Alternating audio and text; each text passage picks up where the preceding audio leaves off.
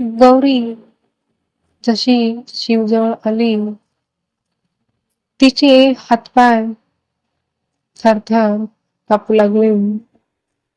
शिवने एक नजर तिच्या हातावर टाकली, मग तिच्या चेहऱ्याकडे बघू लागला. हळूहळू गौरी बाजूला झाली.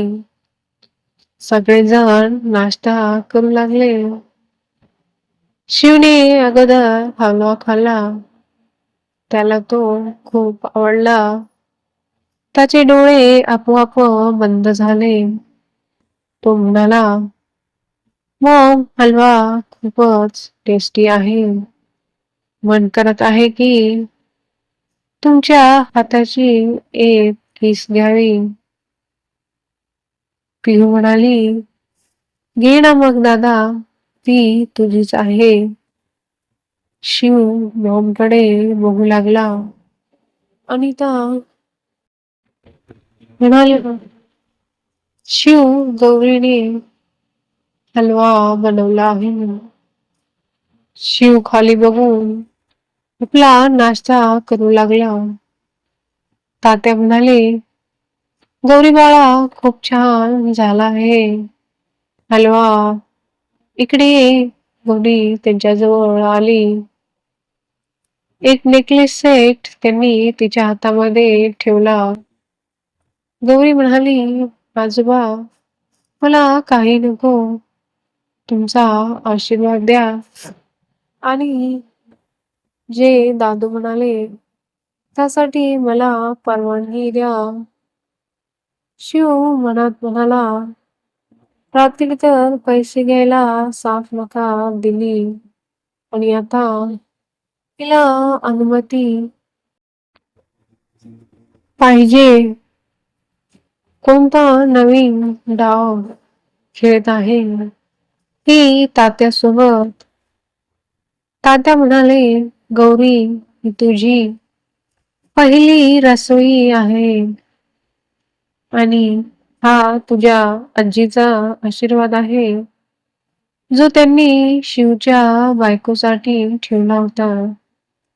गौरीने ते आपल्या हातात घेतले आणि त्यांच्या पाया पडून आशीर्वाद घेतला.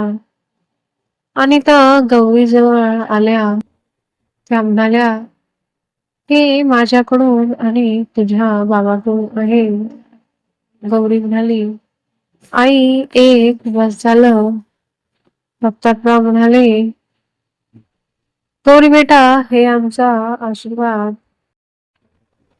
आशीर्वाद म्हणून ठेवून घे. गौरी त्यांच्या पायाला स्पर्श करून आशीर्वाद घेतला.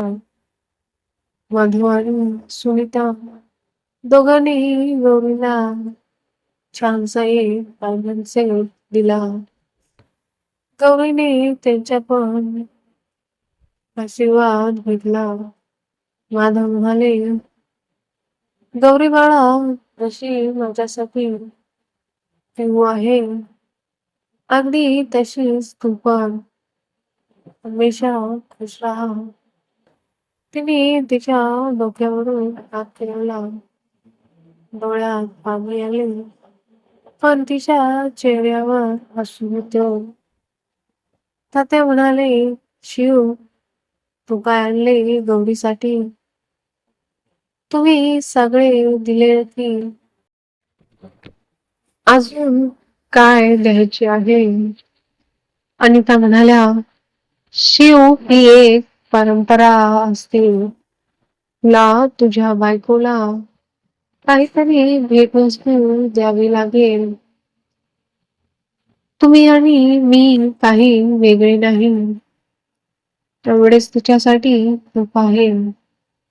अख्खं आयुष्य पाहिले नसेल एवढे दागिने आहेत असे म्हणत तो रागाने ऑफिसला निघून गेला. तात्या पाठीमागून ओरडत राहिले, पण तो थांबला नाही. आणि म्हणाल्या, गौरी तू वाईट वाटून घेऊ नकोस बाळा. त्याला राग थोडा जास्त येतो गौरी हो म्हणून मान हलवली. तिला पहिल्या दिवसापासूनच गौरीला शिवची भीती वाटत होती. ती आपल्या रूम मध्ये आली. तिने ते दागिन्याचे सेट शिवच्या कपाटमध्ये ठेवून दिले. मनातल्या मनात ती आजोबाची माफी मागू लागली. माफ करा आजोबा, मी तुमच्या नाताची बायकोच नाही, तर या घरची सून कशी असणार? या दागिन्यावर माझा काहीच हक्क नाही, असे ती म्हणाली. ती खाली येऊन आपल्या कामात गुंतून गेली. नीता म्हणाल्या, गौरी बाळा, आपण नाश्ता करूया. तिघींनी मिळून नाश्ता केला. पिहू आणि शौर्यने तिला आपल्या रूम मध्ये घेऊन गेले.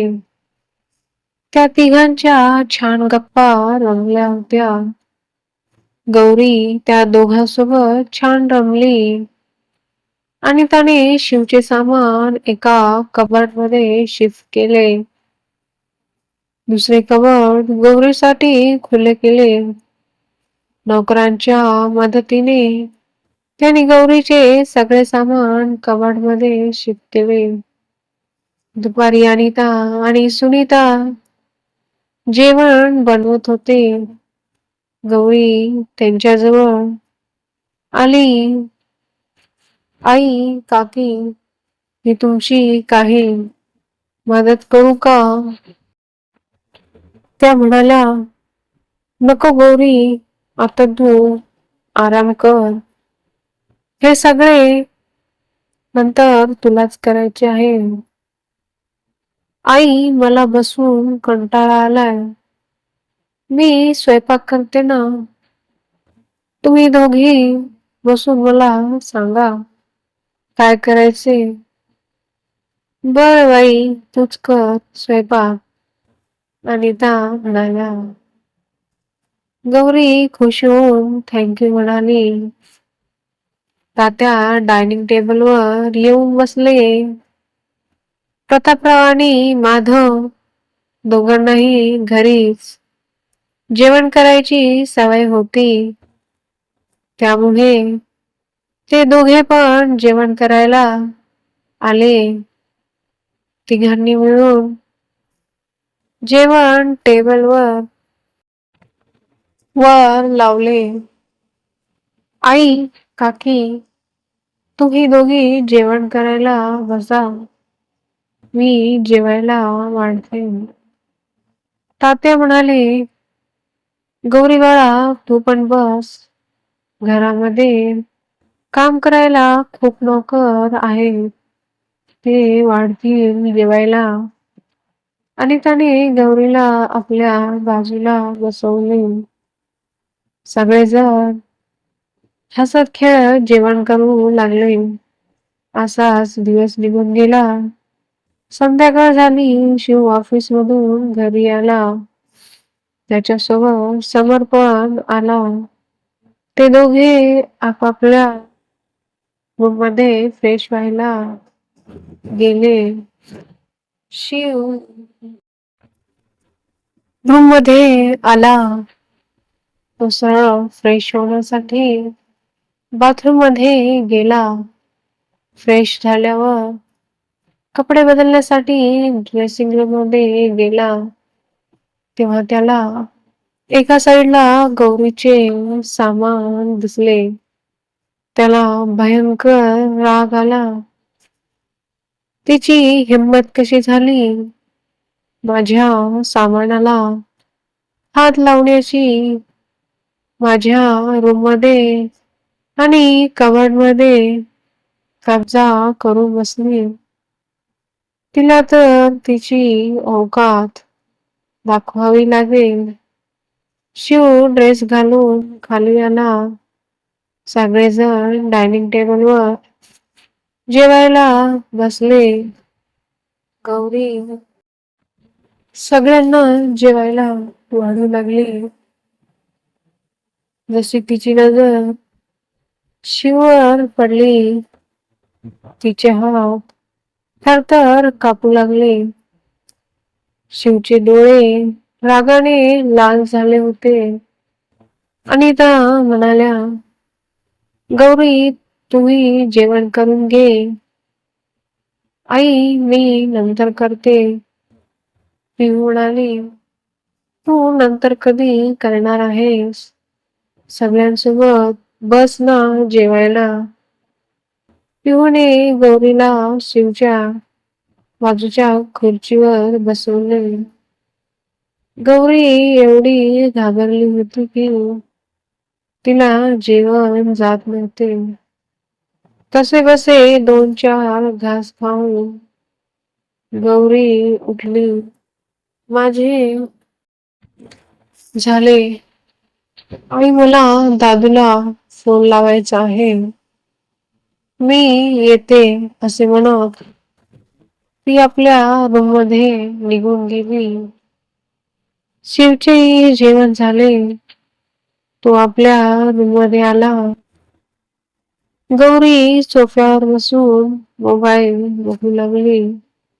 शिवने तिचा हात पकडून तिला आपल्याकडे ओढले. त्यामुळे गौरी जाऊन त्याच्या छातीवर आदळली. त्याने तिचा एक हात तिच्या पाठीला लावला. तुझी हिंमत कशी झाली माझ्या रूम मध्ये माझ्या सामानाला हात लावण्याची? तुला सांगितलं होते ना माझ्या सामानाला हात लावू नको म्हणून. तुझी लायकी आहे का ते डायमंड सेट वापरायची? तो माझ्या आजीचा आशीर्वाद आहे. तू आज नंतर कशालाही हात लावण्याची हिम्मत करू नकोस, नाहीतर तुझ्यासाठी चांगले होणार नाही. असे म्हणत शिवने तिला ढकलले. गौरी पडता पडता वाचली. शिवने गौरीचे सगळे सामान आपल्या कबर्ड मधून काढून बाहेर फेकले. गौरी शांतपणे आपले सगळे सामान बॅग मध्ये भरली आणि ती सोफ्यावर येऊन झोपली. तिच्या हातावर आणि गालावर शिवच्या बोटाची ठसे उमटले होते. गौरी आपली शॉल पांघरून झोपली. शिवने एसीचे टेम्परेचर फुल केले. आधीच थंडी होती. गौरीला अजून जास्त थंडी वाजू लागली. ती तशीच पडून राहिली. सकाळी गौरी शिव उठण्याच्या आधीच रूम सोडून खाली गेली. ती सरळ किचन मध्ये गेली आणि एक कप चहा केला. दुसरे कोणीही उठले नव्हते. फक्त नौकर आपले काम करू लागले. तिला आज थोडं बरं वाटत नव्हते. शिवच्या रात्रीच्या वागण्यामुळे ती शांत झाली होती. अनिता किचन मध्ये आल्या. गौरी तू एवढ्या लवकर उठायची गरज नाही बाळा. आई मला सवय आहे लवकर उठायची. तुम्ही बसा, मी तुमच्यासाठी चहा टाकते. तेवढ्यात सुनीताही आली. गौरीने दोघींना चहा दिला आणि नाश्त्याचे बघू लागली. थोड्या वेळाने सगळेजण नाश्त्याला आले. शिवही आला आणि आपल्या जागेवर बसला. सगळेजण नाश्ता करू लागले. तात्या, प्रतापराव आणि माधव बिझनेस बद्दल बोलत होते. तेवढ्यात अनिता म्हणाल्या, गौरी, मी तुला सांगायचे विसरले. तुझे सगळं सामान मी शिवच्या कबडमध्ये लावले होते. लग्न झाल्यापासून तुझं सामान तसंच पडून होतं. म्हणून मी नोकराच्या मदतीने सेट केले. आणि त्याचे बोलणे ऐकून शिवला रात्रीचे त्याचे वागणे आठवले. म्हणजे ते सामान तिने नाही तर आईने लावले होते. पण ही काही बोलली का नाही. त्याने एकदा गौरीकडे बघितले. तिच्या हातावर आणि गालावर शिवच्या बोटाचे ठसे अजूनही दिसत होते. त्याला गौरीबद्दल थोडे वाईट वाटले. पण लगेच त्याने आपले विचार बदलले. ही सगळ्यांना आपल्या जाळ्यात ओढण्याचा प्रयत्न करत आहे. पुढील भागात पाहूया शिव आपल्या वाईट वागणुकीबद्दल गौरीची माफी मागेल की अजून काही तिला पनिश करेल. पुढचा भाग खूप रोमांचक होणार आहे. पुढच्या भागामध्ये शिवला गौरीबद्दल काही गैरसमज होतील. शिव आपल्या रागासाठी तिची माफी मागेल का, हे जाणून घेण्यासाठी नक्की पहा भाग 9. व्हिडिओ आवडला असेल तर लाईक करा, मित्रांसोबत शेअर करा आणि अशाच हृदयस्पर्शी मराठी कथा पाहण्यासाठी चॅनलला सबस्क्राईब करायला विसरू नका.